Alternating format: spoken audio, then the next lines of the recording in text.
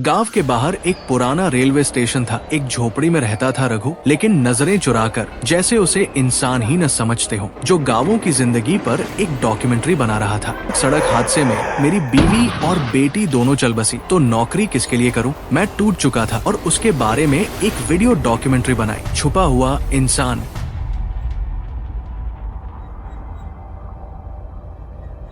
गांव के बाहर एक पुराना रेलवे स्टेशन था जो अब लगभग वीरान हो चुका था। वहीं पास ही एक झोपड़ी में रहता था रघु, एक चाय बेचने वाला, जिसकी उम्र कोई 50 के करीब रही होगी। उसके फटे कपड़े, झुकी हुई कमर और सूजी हुई आंखें देखकर लोग अक्सर उसे चोर, शराबी या आवारा समझ लेते थे। स्टेशन पर उतरने वाले यात्री उसकी चाय तो पीते, लेकिन नजरें चुराकर, जैसे उसे इंसान ही न समझते हो। एक दिन एक युवा पत्रकार संदीप स्टेशन पर आया, जो गाँवों की जिंदगी पर एक डॉक्यूमेंट्री बना रहा था। उसने जब रघु की चाय पी तो स्वाद से हैरान रह गया। बातचीत के दौरान संदीप ने रघु से उसका नाम, काम और बीते जीवन के बारे में पूछा। पहले तो रघु चुप रहा, फिर आंखें नम करके कहने लगा, साहब, कभी मैं भी पढ़ा लिखा इंसान था, शहर में एक अच्छी नौकरी करता था, मेरी बीवी, मेरी एक बेटी, मेरी छोटी सी दुनिया बहुत खुश थी। लेकिन एक दिन अचानक सड़क हादसे में मेरी बीवी और बेटी दोनों चल बसी, घर उजड़ गया, दिल टूट गया।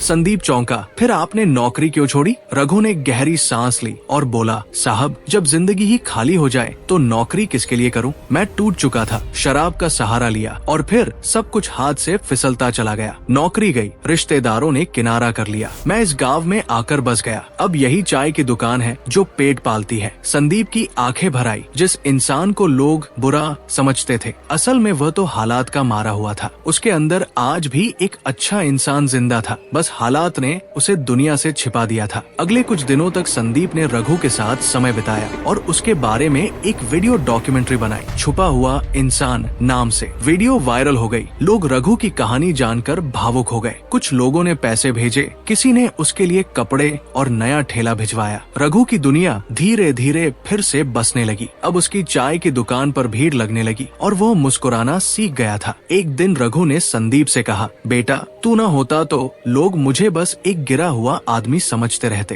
तूने सबको बता दिया कि आदमी बुरा नहीं होता, बस उसके हालात बुरे हो सकते हैं। संदीप मुस्कुराया और बोला, और आपने सिखाया कि अगर इंसान को एक मौका मिले तो वो फिर से उठ सकता है। सीख, हम अक्सर लोगों को उनके वर्तमान हालात से आंकते हैं, उनके संघर्ष, दर्द और बीते कल को समझे बिना। किसी का बुरा व्यवहार उसकी बुरी नीयत नहीं, बल्कि बुरे हालात की देन हो सकता है। शायद एक मौका, एक समझदारी किसी की जिंदगी बदल सकती है, क्योंकि सच यही है, लोग बुरे नहीं होते, हालात बुरे होते हैं।